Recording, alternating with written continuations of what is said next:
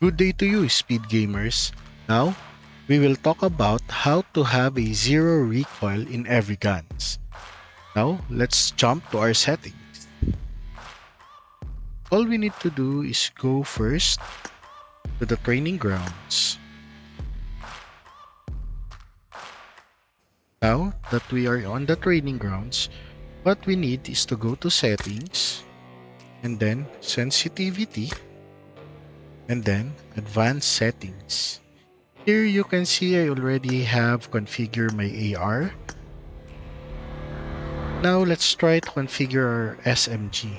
You can see that I already configured my UMP4 sensitivity. All you need to do is add a gun and then select one. For now, let's select Uzi, add configuration, and then it will get the default setting of our sensitivity. As you can see, my ADS is set to 1% as I am practicing gyro, and you can see that I am controlling recoil using gyroscope sensitivity. Now, what we need to do is get that specific gun. For now, we will not get any attachment, so we can have the maximum recoil of each gun. What we will do now is get every scope that we need.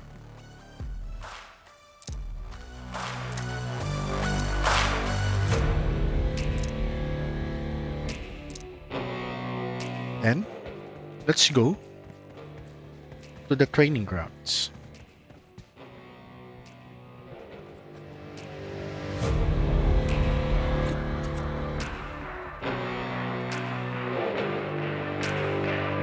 By the way, let's get some extended mags so we can have more bullets on our gun. Now, what we need to do is go here, start training, use standard training, then customize it. We want to have max rounds because we will be testing so many settings until we perfect the recoil control. Now, what we want is to have each target a level 3 helmet. And then, let's have effective parts as head only. This is because what we want is zero recoil, so we should aim perfectly on the head. So let's start.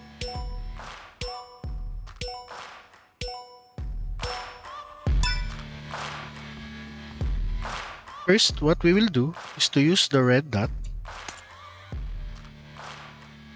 And then, next is try to hit the target with those red dot.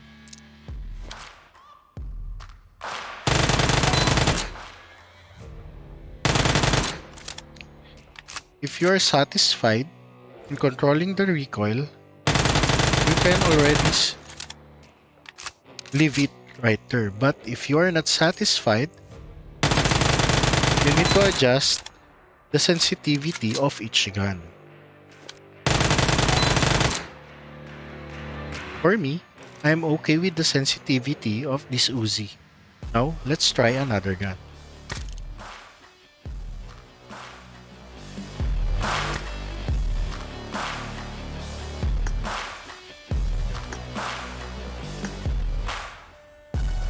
Now let's try for vector. Let's add configuration.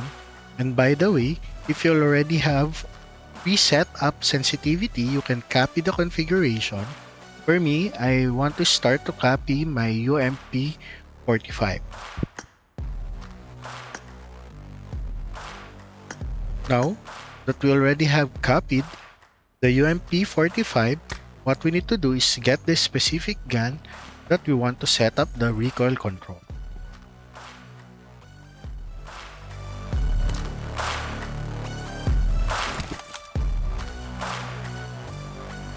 Okay, let's get some extended mags. And then let's go back to training ground. Now, Let's start with the red dot.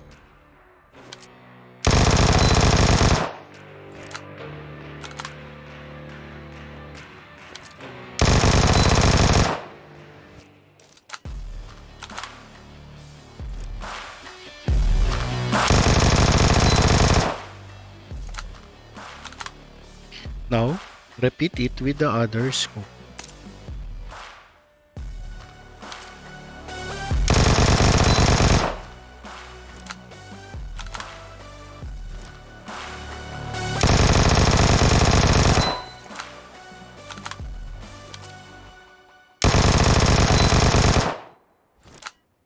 You are already happy to the recoil control of the 2x scope, you can go to the 3x scope.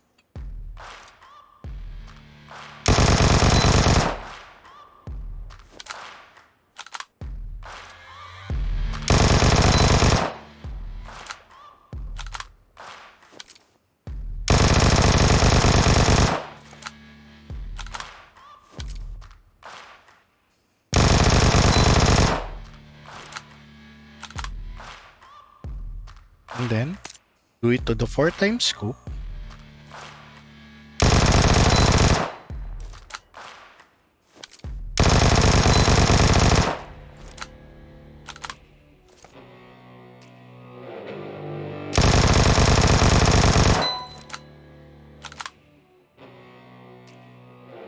Now, let's try with the 6x scope.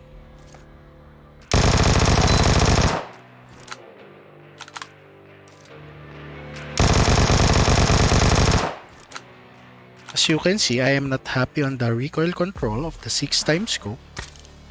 What I will do is go to sensitivity, advanced, and then go to that specific gun, SMG, vector, and adjust the sensitivity of the 6x scope. First, I will adjust on the ADS. I will add 10% to it.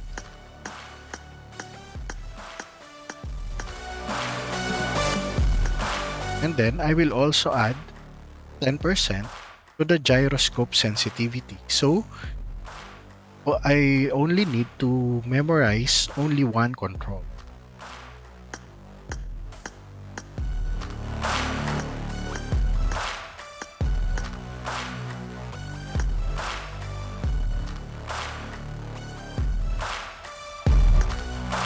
By doing that, I only need to have only one muscle memory to be trained.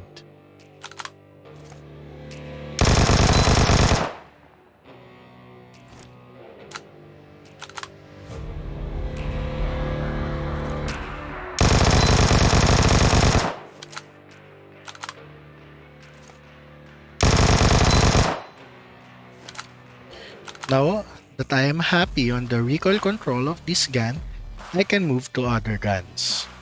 Go to settings, sensitivity, advanced, and then choose the gun that you want to add, like SMG or sniper rifles or DMR, whatever you want to adjust. All I want to discuss is there are two types of gun. First is the gun that you will use to spray the enemy, like SMG by using UMP45 or the AR by using SCAR L. With this, these are the most important things that you need to adjust the sensitivity so you can control the recoil. But for sniper rifle, all you need to do is lower the sensitivity so it will not be difficult for you to aim for a headshot. Let me show you what I'm saying. Let us have the car9, add configuration, and then let me copy the settings of my UMP45. Now, by doing it, I have a high sensitivity on my gyro. So, how will this affect my sniper rifle? Let me show you. First, let's get a car 90.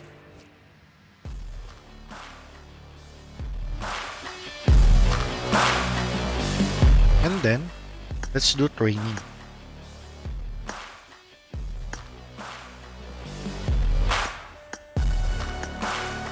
Same setup of what I said earlier.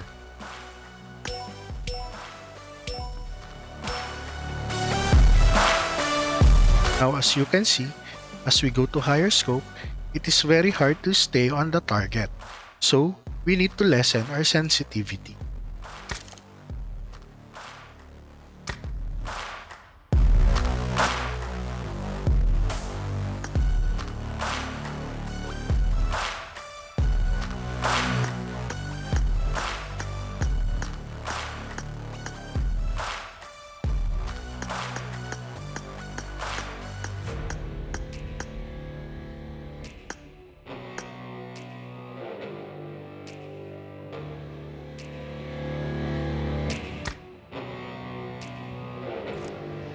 After the adjustment, you can see that I can easily stay on the target.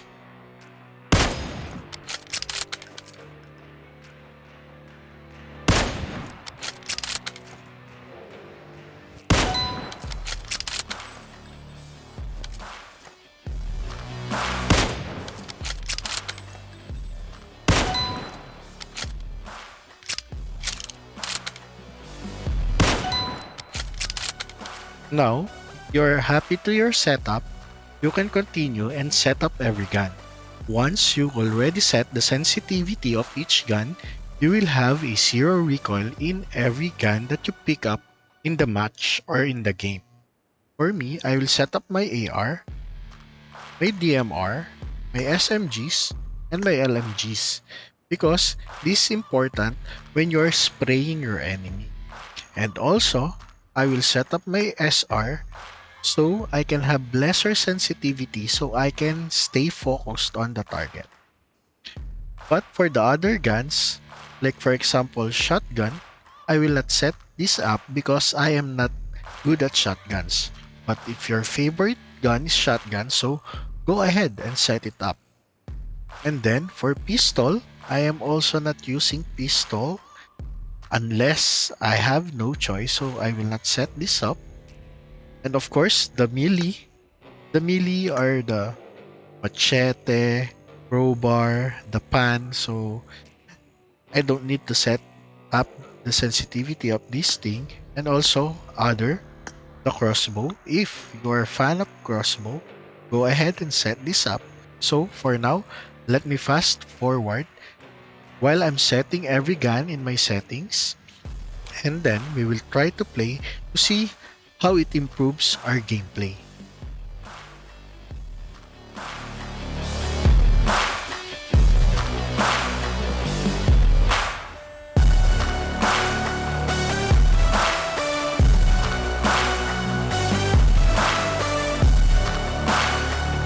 Now that we already set up the sensitivity of each gun, let's see if we improve.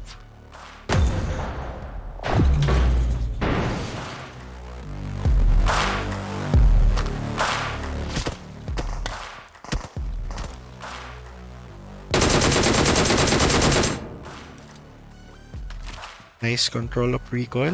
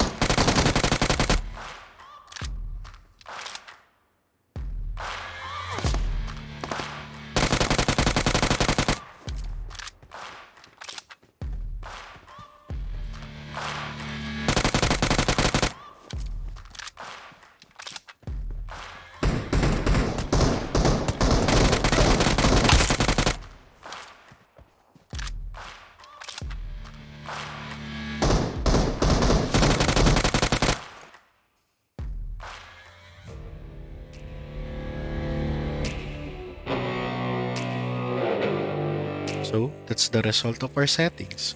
Hope you enjoy the game and see you next time. Godspeed.